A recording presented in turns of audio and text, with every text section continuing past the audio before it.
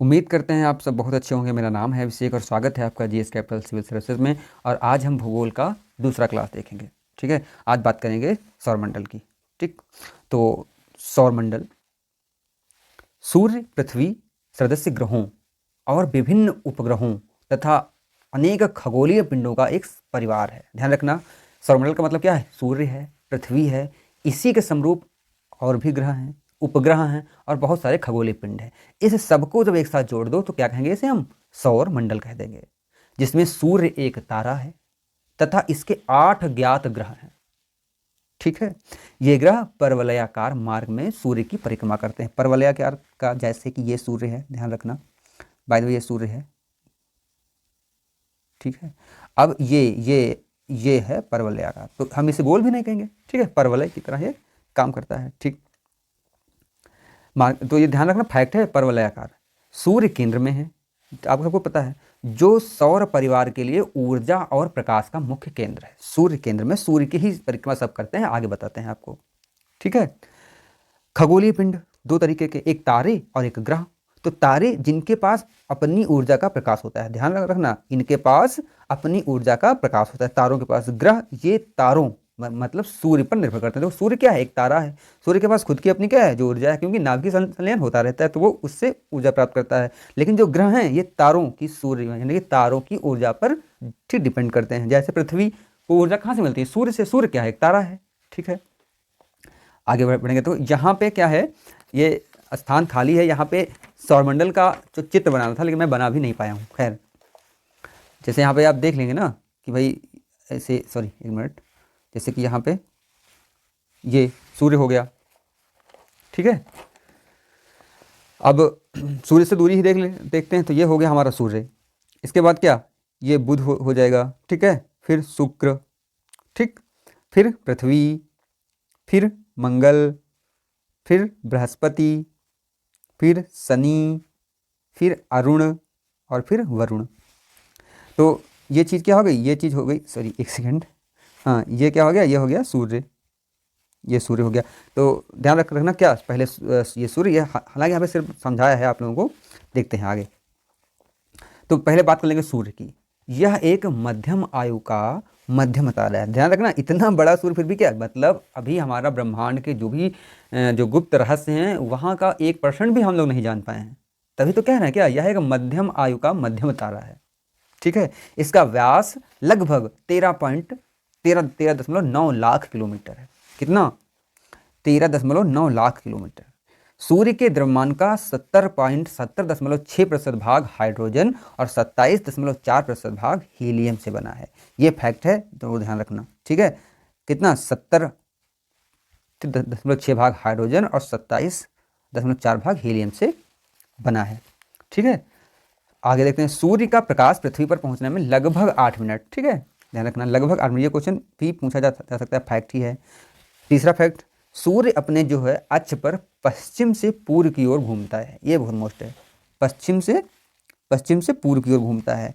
इसके कोई चंद्रमा एवं छल्ले नहीं है। ठीक है, सूर्य का कोई भी चंद्रमा और कोई भी छल्ला नहीं है। आगे देखते हैं। सूर्य का जो भाग हमें दृष्टिगोचर होता है, मतलब जो दिखाई देता है, वह प्रकाश मंडल कहलाता है। ठीक है, क्या कहलाता है? प्रकाश मंडल कहलाता है। प्रकाश मंडल में ही सौर कलंक पाए जाते हैं। सौर कलंक यानी कि धब्बे, फैक्ट है, ध्यान रखना। आगे देखेंगे,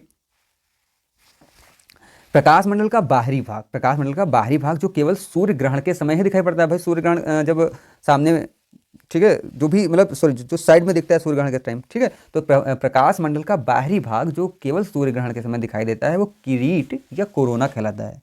ठीक है, किरीट या कोरोना कहलाता है, ध्यान रखना।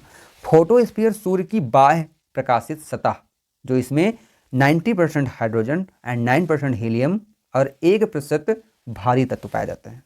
ठीक है, भारी तत्व में क्या, इसमें क्या, फोटान की अधिकता होती है। ठीक, आगे देखते हैं। फोटोस्फीयर में ठंडे काले धब्बों को सौर कलंक कहते हैं। ठीक है, इनकी खोज गैलीलियो ने की थी। ये भी आपको फैक्ट मिल गया। देखो, मैं सिर्फ फैक्ट ही पढ़ रहा हूँ, समझिए मैं फैक्ट पढ़ रहा हूँ, आप सुन रहे हैं। ठीक है, कुछ में जो कनेक्ट मैं शायद ना कर पा रहा हूँ। आगे देखते हैं। अब देखेंगे हम अरोरा। ठीक है, ये बहुत मोस्ट है, यहाँ से क्वेश्चन आता है। अंतरिक्ष से आने वाली ब्रह्मांड किरणों, सौर पवनों तथा पृथ्वी के चुंबकीय प्रभावों के मध्य घर्षण के कारण ध्रुवों के ऊपर एक रंगीन चमक उत्पन्न होती है। आप समझ नहीं पाएंगे, मैं समझा रहा हूँ, ठीक है। यहाँ पे ये कह रहे हैं कि ब्रह्मांड की जो भी गतिविधियाँ हैं, इनसे पृथ्वी के जो ध्रुव हैं इन पे एक चमक उत्पन्न होती है। एक मतलब उत्तरी ध्रुव पे, एक दक्षिणी ध्रुव पे, बस और कुछ नहीं करना। बस यही कि भाई सूर्य और ब्रह्मांड के जो भी पिंड हैं, जो गतिविधियाँ हैं, इनके जो ठीक रिलेशन से एक चमक पड़ती है। कहाँ? एक उत्तरी जो ध्रुव पे, एक दक्षिणी ध्रुव पे। तो बस इनके नाम हमको याद रखने हैं, यहीं से क्वेश्चन आता है। तो उत्तरी ध्रुव पे क्या होता है? अरोरा बोरियालिस। और दक्षिणी ध्रुव पर अरोरा ऑस्ट्रेलिस। अगर याद ना हो तो मैं याद करवा दूंगा। कैसे? देखिए, उत्तरी ध्रुव आप याद कर लीजिए, अरोरा बोरियालिस, एक तो आपको याद करना ही होगा, या आपको नहीं याद करना है, बस ये शब्द याद कर लो कि हाँ अरोरा बोरियालिस होता है।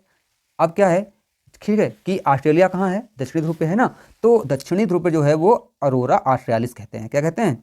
अरोरा ऑस्ट्रेलिस। तो अभी दक्षिणी ध्रुव का आपको याद हो गया कि क्या है? अरोरा ऑस्ट्रेलिस है। तो भाई कौन सा बचा? ऊपरी बचा, कौन सा है वो? अरोरा बोरियालिस है। ठीक है, बात करते हैं आगे। आगे देखेंगे ग्रह। तो ग्रह के बारे में देखेंगे, जो है ऐसे खगोलीय पिंड जिनके, ठीक है, मतलब सॉरी, जिसमें पर्याप्त द्रव्यमान है, ठीक है, जिनका अपना द्रव्यमान है, ताकि वह अपनी गुरुत्वाकर्षण शक्ति के माध्यम से अपने गोलाकार स्वरूप को संतुलित कर सकें। ठीक है, ऐसे पिंड जिनके पास पर्याप्त द्रव्यमान है, वो अपनी स्थिति को गोलाकार रूप में संतुलित कर सकें, अपनी निश्चित जो है अक्ष से सूर्य की परिक्रमा करते हों। मतलब क्या है? अपने एक निश्चित जो है, जो अक्ष से सूर्य की परिक्रमा करते हों, वही ग्रह हैं। यहाँ से क्वेश्चन जो आता है, 4 ऑप्शन दे देगा कि भाई ग्रह होने की ये मान्यताएं हैं, तो ध्यान रखना, यहाँ पे सब बताई हमने। फिर क्या है कि ग्रहों के पास जो अपना कोई प्रकाश या ऊष्मा नहीं होता है, ये सूर्य पर निर्भर होते हैं। ठीक है, ये सूर्य पे जो निर्भर होते हैं। ठीक, आगे क्या है कि ग्रहों का जो अपने अक्ष पर घूमना, घूर्णन, ये यहाँ पे बहुत बहुत मोस्ट बात बता रहा हूँ, ध्यान रखना। ग्रहों का अपने अक्ष पर घूमना, घूर्णन और या परिभ्रमण कहलाता है। ठीक है, परिभ्रमण, ध्यान रखना। सूर्य के चारों तरफ चक्कर लगाना परिक्रमण कहलाता है, रिवोल्यूशन। ठीक है, अब वो क्या होता है? रोटेशन। देखो, रोटेशन क्या है? घूर्णन। मतलब कोई चीज जो लट्टू की तरह घूम रही है तो घूर्णन है, वही परिभ्रमण है, वही क्या है? रोटेशन है, ध्यान रखना। ठीक, मतलब ठीक, लट्टू की जगह मतलब क्या? एक ही जगह पे। अच्छा, वो अगर लट्टू किसी दूसरे पिंड का चक्कर भी काटता है तो वो क्या? परिक्रमण। जो मतलब देखो, परिक्रमा आप लोग करते होंगे ना, परिक्रमा, तो पता होगा कि परिक्रमा क्या होता है? घूमना, चल के घूमना होता है। तो परिक्रमण हो गया। ऐसे याद रखना, परिक्रमण बहुत कंफ्यूज होता है यहाँ पे, क्या घूर्णन है, क्या परिभ्रमण है, क्या परिक्रमण है। तो परिक्रमण क्या होता है? भाई चल के घूमना।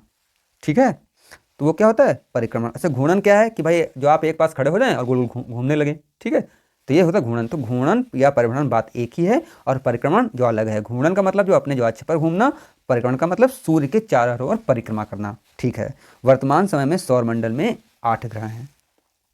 ठीक, बात करते हैं आगे, देखते हैं अब ग्रह कौन जो आंतरिक ग्रह हैं, कौन बाह्य ग्रह हैं, इन सब की जानकारी आपको हम कर लेंगे। धन्यवाद।